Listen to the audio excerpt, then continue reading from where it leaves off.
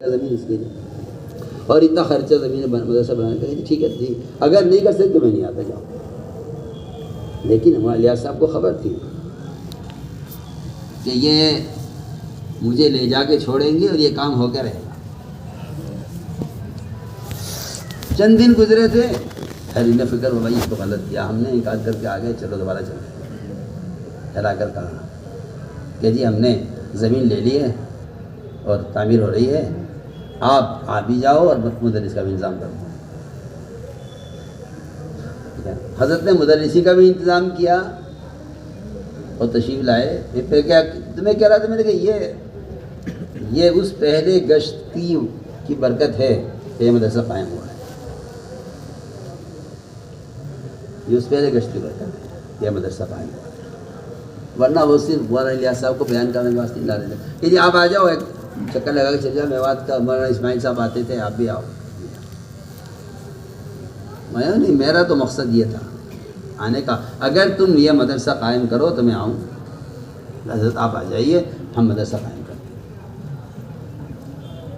تو میں نے بات کر رہا ہوں کہ میں نے کبھی گہرائی اس کو سوچا نہیں کہ اس کے مقاصد کیا ہے، اور مساجد میں تعلیمی نظام قائم کرنے کا اصل مقصد کیا ہے. اصل مقصد عوام تک پہنچنا ہے، اصل مقصد عوام تک پہنچنا ہے. ہمارے گشتوں سے لوگ آ رہے ہیں مسیح کی طرف، لیکن مسجد میں تعلیم کا وہ نظام نہیں ہے کہ جس سے آنے والی کی ضرورت. میں تو کہتا ہوں کہ تم علماء سے کہتا ہوں کہ مسجد تو او پی ڈی کی طرح ہے. ان کی طرح او پی ڈی ہوتی ہے نا، اس کی ضرورت ہے، او پی ڈی کی ضرورت ہے حکومت کو. نہ ان کو صفدرجنگ کی ضرورت ہے، نہ ان کو ایمس کی ضرورت ہے، نہ ان کو اپولو کی ضرورت ہے، نہ ان کی بیماری اتنی بڑی ہے، نہ ان کے پاس انتظام اتنا ہے. یہ تو بیچارے سر کے درد کی گولی، بخار کی گولی کھانا چاہتے ہیں. کسی کو نماز ٹھیک نہیں ہے، کسی کا قرآن ٹھیک نہیں ہے، کسی کو غسل کے فرائض معلوم نہیں ہیں. ہم تو آپ کو او پی ڈی میں بٹھانا چاہتے ہیں کہ یہاں عوام آ رہے ہیں، ذرا ان کی نبض دیکھ کر ان کو دوا دے دو. ایک صاحب نے آ کر سوال کیا آپ صلی اللہ علیہ وسلم سے مسجد میں کہ میں زنا کرنا چاہتا ہوں. آپ نے بٹھا کر سمجھایا، تم بتاؤ تمہاری خالہ کے ساتھ، تمہاری بہن کے ساتھ، تمہاری بیٹی کے ساتھ کوئی ایسا کرے تم برداشت کرو گے کیا نہیں؟ کہتے ہیں آپ نے مجھے اس طرح بٹھا کے سمجھایا کہ میرے دل میں زنا کی نفرت پیدا ہو. مجھے آپ سچی بتا دیجئے، کیا یہ بات، یہ کام کسی کتاب سے ہو سکتا ہے؟ کہ آپ گھر کے ماحول میں پڑھ کر کتاب کا مطالعہ کریں اور آپ سمجھیں کہ ٹھیک ہے میرے پاس بھی علم ہے. میں صاف طور پر عرض کرنا چاہتا ہوں کہ دماغ کا علم تو ان اخبار رسائل سے منتقل ہو سکتا ہے جس کو معلومات کہتے ہیں، لیکن دل کا علم یہ بغیر وسائط کے اور بغیر ذرائع کے ہی منتقل ہو سکتا ہے جو صحبت چاہتا ہے. اور وہی علم اصل علم ہے. یہ میں نے حدیث پڑھی تھی شروع میں کہ علم دو قسم کا ہے، زبان کا اور دل کا. زبان کا علم وہ ہے جو ابن آدم کے لیے مصیبت بنے گا، اور دل کا علم ابن آدم کو نفع دے گا.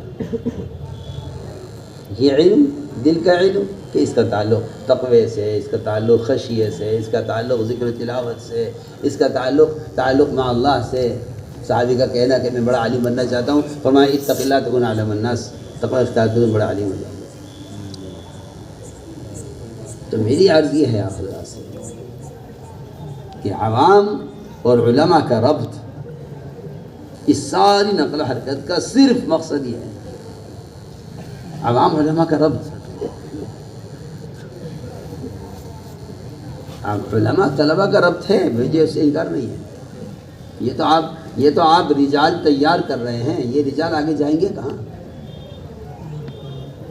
میں مسابقہ کر رہا تھا روانگی کے بعد مسجد میں جماعتوں کو روانہ کرتے ہوئے، ایک صاحب پھر آگے سے گزرے تو انہوں نے مجھے سلام جو کیا تو ذرا عربی میں کیا، ایک جملہ عربی کا انہوں نے کہا. اس کہنے کی بات نہیں ہے، چلے انگریزی لباس میں تھے، داڑھی بھی نہیں تھی. خیر میں نے ہاتھ پکڑ لیا ان کا، بٹھا لیا اپنے پاس، مسابقہ کرتا رہا. لیکن کہا کہ جی میں ایک ہسپتال میں ملازم ہوں. میں کہا آپ کا وہاں کیا کام ہے؟ کہ اگر وہاں کوئی مریض آ جائے عرب تو میں اس کی بیماری کا ترجمہ ڈاکٹر کو کرتا ہوں. میرا کام ہے، میں مستقل، میرا بڑا اسپتال میں، بڑا قیمتی اسپتال ہے دلی کا، اس میں میں نے کہا کہ آپ نے عربی کہاں سیکھی؟ چل نہیں، میں تو فلاں مدرسے سے فارغ ہوں. مدرسے کا نام بتایا. مجھے اس کے سر سے لے کر پیر تک کہیں سے یقین نہیں آتا تھا کہ یہ عالم ہے. اس نے ادب سیکھ کر اس ادب کو یہاں استعمال کیا. میں نے کہا کیا بات ہے، کیا تم اسلام کے حلیہ کے ساتھ یہ کام نہیں کر سکتے تھے؟ کہ جی اس کے ساتھ کام ملازمت ملتی ہے آج کل. وہ تو حضرت کی بات مجھے یاد آ رہی ہے شروع سے کہنے کو، مگر ہمت نہیں ہوتی کہنے کی. حضرت فرماتے تھے ان حکام کا جہل پڑھ کر تو مسلمان کو پلنے کا یقین ہے، اللہ جو رزاق ہے اس کا علم پڑھ کر پلنے کا یقین نہیں.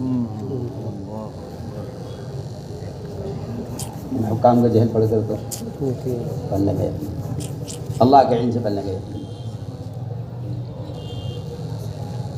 میرا عزیز دوستو، ہماری چاہت اصل یہ تھی، لوگ سمجھے نہیں، ہماری چاہت اصل یہ تھی عوام علماء کا رد پڑھے، عوام علماء کا رد پڑھے. ہماری چاہت اصل یہ تھی.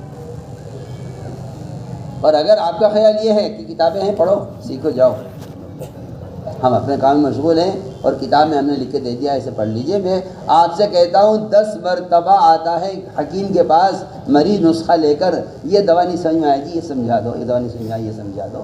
اتنی کتابوں سے لوگ کیا سیکھ لیں گے؟ آپ سوچیے تو صحیح.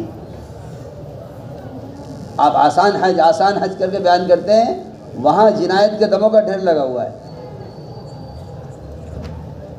سمجھنے میں کیا کہہ رہا ہوں؟ وہاں جنایت کے حجاج کا ڈھیر لگا ہوا ہے. آپ آسان حج لکھ کے دے دیں، جاؤ یہ کتاب لے جاؤ آج کل. میں کہا کرتا ہوں آج کے دنوں میں کہ تم اگر خوشامد کر کے اپنے ساتھ ایک مفتی کو لے جاتے، اگر اس کے پاس انتظام نہیں تھا خرچ کا، تم کہتے مفتی صاحب آپ ہمیں حج فریضہ ہے، ہمیں زندگی کا ایک فریضہ ہے، پوری زندگی میں ایک مرتبہ کرنا فرض ہے، اگر وہی بگڑ گیا تو کیا ہوگا؟ آپ ساتھ چلیں، آپ حج کرا دیں. نہیں، کوئی ضرورت نہیں ہے. جب آپ کو کتاب لکھ کر دیتی ہے بھائی ہماری کیا ضرورت ہے، جائیے پڑھیے.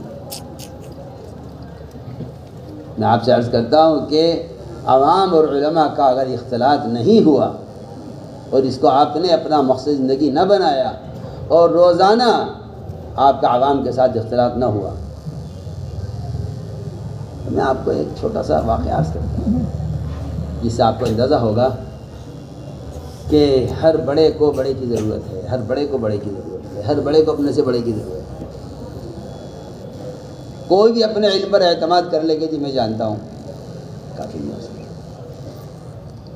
فوق کل ذی علم علیم. واقعہ پیش آیا کہ مسجد میں ایک آدمی داخل ہوا، اس نے قرآن پڑھا. سید القرآن یہ نے کہا تم غلط پڑھ رہے ہو. اس نے کہا میں غلط پڑھ رہا ہوں، صحیح پڑھ رہا ہوں. نہیں تم غلط پڑھ رہے ہو. ظاہر بات ہے جب سید القرآن کہہ رہے غلط پڑھ رہے ہو تو وہ کیسے صحیح ہو سکتا ہے؟ ایک اور آدمی آیا، اس نے پڑھا، فرمایا کہ تم سناؤ، تم بھی غلط پڑھ رہے ہو، تم دونوں غلط پڑھ رہے ہو، قرآن صحیح کرو، یہ غلط. وہ دونوں چلے گئے سیدھے حضور اکرم صلی اللہ علیہ وسلم کی خدمت میں اور جا کر کہا کہ یا رسول اللہ میں نے قرآن اس طرح پڑھا ہے، میں نے اس طرح پڑھا ہے، اور یہ کہتے ہیں سید القراء ابی بن کعب کہ یہ دونوں غلط پڑھ رہے ہیں. آپ نے ابی بن کعب سے کیا بات ہے کہ یہ قرآن دونوں غلط پڑھتے ہیں. آپ نے سنا، ان سے بھی سنا، ان سے بھی سنا، دونوں کا قرآن سنا. دونوں کا قرآن سن کر آپ نے تحسین فرمایا بہت اچھا پڑھ رہے ہو، تم بھی ٹھیک پڑھ رہے ہو، تم بھی ٹھیک پڑھ رہے ہو. ابی بن کعب کہتے ہیں کہ میرے دل میں فتنہ پیدا ہوا، اور ایسا فتنہ پیدا ہوا آپ کو جھٹلانے کا، نعوذ باللہ، کہ ایسا فتنہ زبان جاہلیت میں بھی کبھی پیدا نہیں ہوا کہ آپ کو جھٹلاؤں میں، آپ غلط، نعوذ باللہ. آپ نے دیکھ لیا کہ ابی کے دل میں فتنہ پیدا ہو گیا ہے.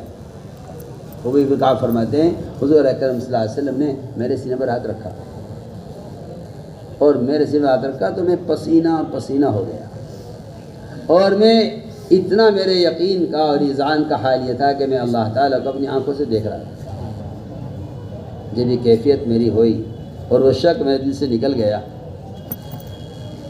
تو آپ نے مایا کہ ہو گئی، یہ بھی ٹھیک پڑھ رہے ہیں، یہ بھی ٹھیک پڑھ رہے ہیں۔ میں نے اللہ سے دعا کی تھی کہ اللہ میری امت کے لیے قرآن کو اگر ایک طرح پڑھنا لازم کر دیا گیا تو میری امت کے لیے مشکل ہو جائے گا، تو ان کے لیے قرآن کو آسان کر دے۔ تو اللہ نے 7 طرح پڑھنے کی اجازت دے دی ہے۔ وہ بھائی یہ بھی ٹھیک پڑھ رہے ہیں، یہ بھی ٹھیک پڑھ رہے ہیں۔ میں بہت اچھی مثال آپ کو دے رہا ہوں، بہت اچھی مثال آپ کو دے رہا ہوں۔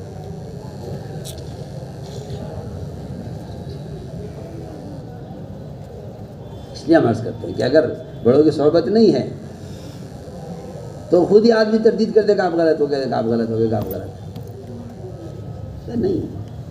غلط صحیح کو تو غلط اور صحیح کو سمجھنے کے لیے چند چیزیں ضروری ہیں۔ ایک بات تو بنیادی ہے کہ آدمی خالی ذہن ہو کر اور تمام اختلافات سے ذہن صاف کر کے کسی آدمی کے مقصد تک پہنچنے کی کوشش کرے کہ بھئی یہ چاہتے کیا ہے۔ ورنہ دور دور رہ کر آدمی اتنی غلط فہمیوں کا شکار ہو جاتا ہے کہ وہ مقاصد تک رسائی ہوتی ہی نہیں ہے ان غلط فہمیوں کی وجہ سے۔ عبداللہ ابن مبارک خراسانی امام اوزاعی کی ملاقات کے لیے گئے۔ امام اوزاعی نے کہا ہے عبداللہ میں تجھے ایک نصیحت کرتا ہوں، یہ ایک بدعتی آیا ہوا ہے، اس سے بچ کے رہنا، اس کی بات نہ سننا، نہ اس سے بات کرنا، اور یہ نئے نئے مسئلے بیان کر رہا ہے، اس سے ذرا بچ کر رہنا۔ کہ جی کون ہے کہ ابو حنیفہ کہتے ہیں ان کو، اس سے بچ کر رہنا، اور یہ بدعتیں پھیلا رہا ہے، نئی نئی باتیں کر رہا ہے، میں تو یہ نصیحت کرتا ہوں، تو یہ وصیت کرتا ہوں اس سے بچ کر رہنا۔ سمجھ گئے عبداللہ بن مبارک کہ یہ امام صاحب کے بارے میں غلط فہمی کے شکار ہے۔ چلے گئے 3 دن تک عبداللہ بن مبارک نے امام صاحب کے سارے جتنے دقیق مسائل تھے سب لکھے، خوب لکھے، تفصیل سے لکھتے رہے 3 دن تک ایک کاپی تیار کی، اور جگہ جگہ اس میں درمیان میں لکھا نعمان یہ کہتا ہے، نعمان یہ کہتا ہے، نعمان یہ کہتا ہے، نعمان یہ کہتا ہے، اور وہ تیار کر کے کاپی 3 دن کے بعد آئے ہاتھ میں کاپی۔ امام اوزاعی نے پوچھا یہ کاپی کیسی ہے ہاتھ میں؟ یہ کچھ فقہی مسائل ہیں، کچھ دکھانا ذرا۔ فجر کی نماز پڑھی امام اوزاعی نے اور ظہر تک اس کاپی کو پڑھا، پھر عصر کے پڑھا، ظہر پڑھائی، کاپی کو آسی میں رکھا، روایت میں اس طرح میں عرض کر رہا ہوں، پھر ظہر پڑھائی، پھر ظہر سے کاپی پڑھی، ساری پڑھ ڈالی۔ ساری پڑھ کر کہنے لگے کہ جانتے تھے کون ہے، کس کا مسائل ہے؟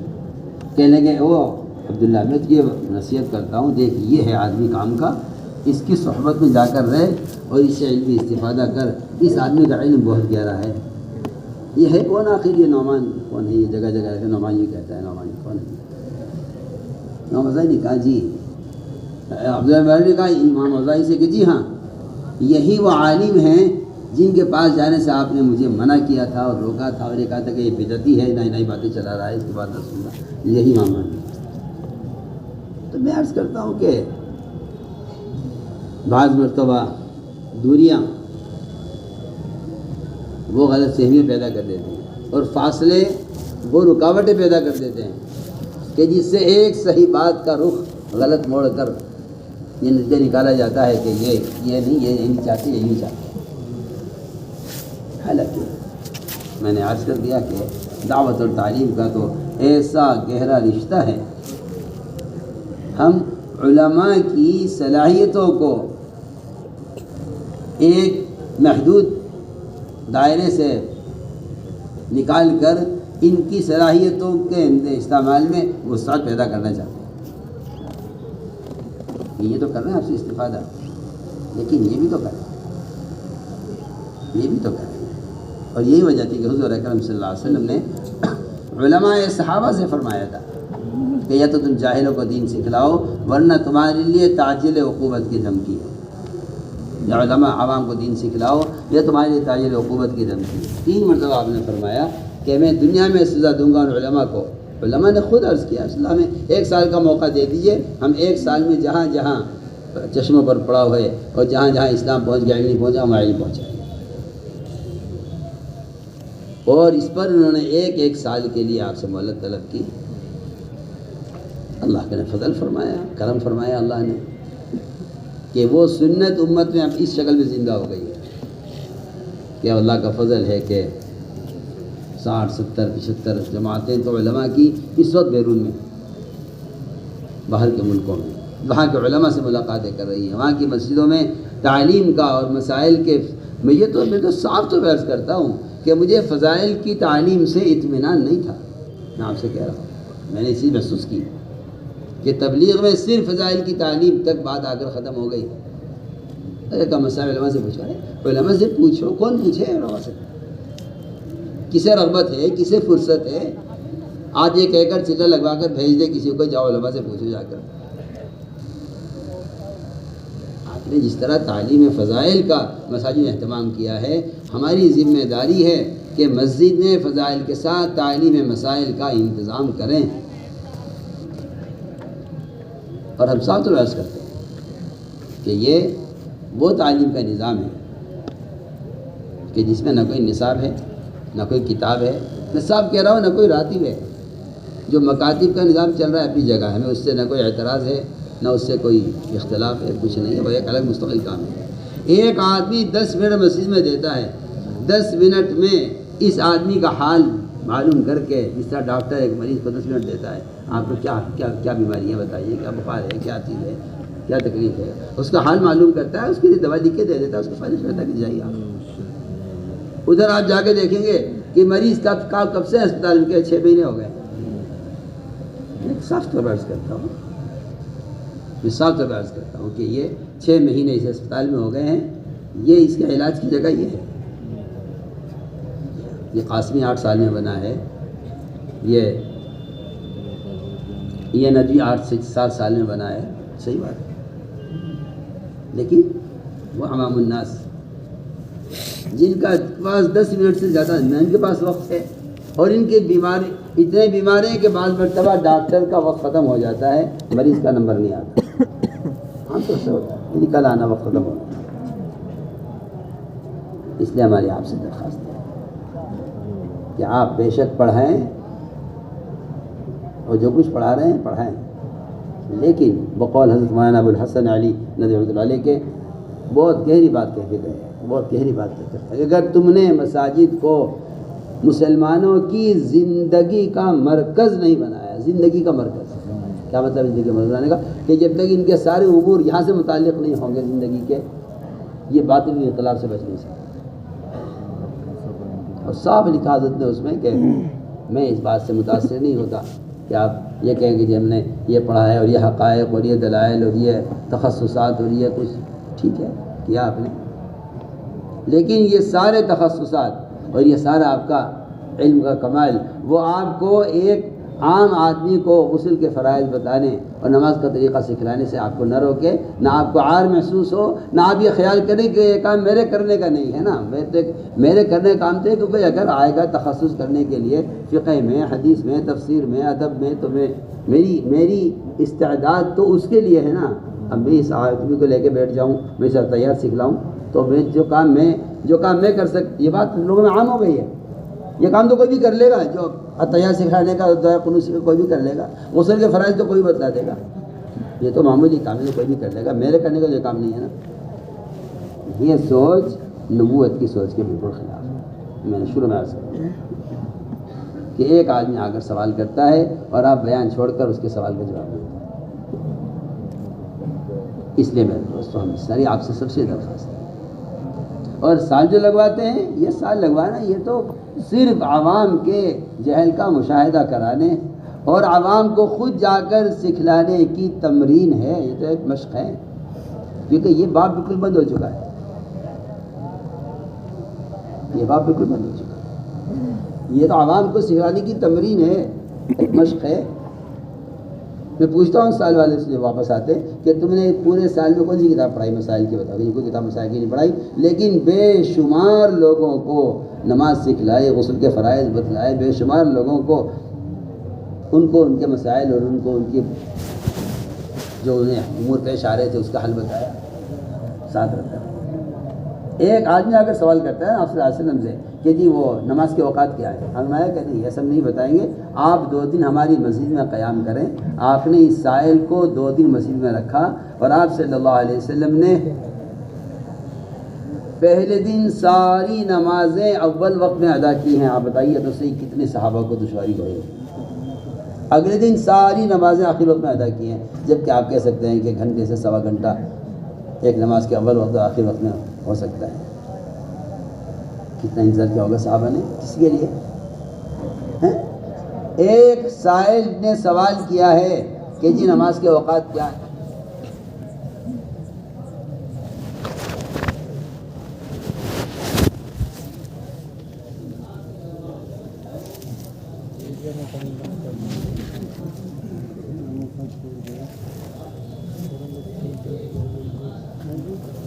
چالو